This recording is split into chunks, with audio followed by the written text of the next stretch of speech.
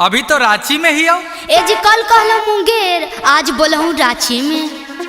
अरे पगली, ड्राइवर के जिंदगी तो तोरा पते न हो। आज यहाँ कल वहाँ, जहाँ के माल लोड होवे वहाँ जाए पड़ो है। ए जी अभी की करहो? आगे पगली, अभी सीमेंटवा उतार के लियो और टरकवा के धो रहा लियो। तो सुना एगो बात बतावहियो, तो सगर जैते रहो हम ना। हाँ तो जहाँ के जे फेमस चीज है ले ले आई हो। हाँ बोले ना। तो सुनो,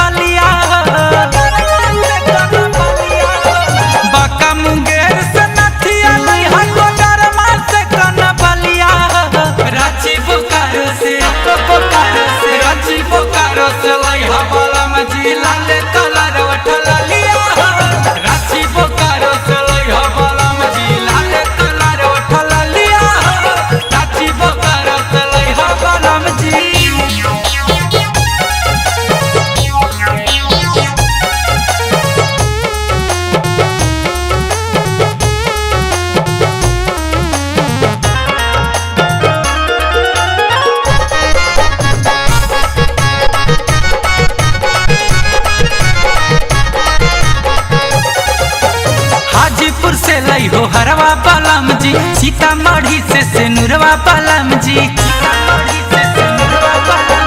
हाजीपुर से लई हो हरवा पालम जी, सीतामढ़ी से नूरवा पालम जी, गढ़वा पालम से पायल सजनवा, टाटा शहर से टिकुलिया, गढ़वा पालम से पायल सजनवा, टाटा शहर से टिकुलिया, रांची बोकारो से रांची बोकारो से लई हो पालम जी, लाल कलर उठल लिया, रांची बोकारो से लई हो पालम जी, लाल कलर उठल लिया, रांची बोकारो से लई हो पालम जी।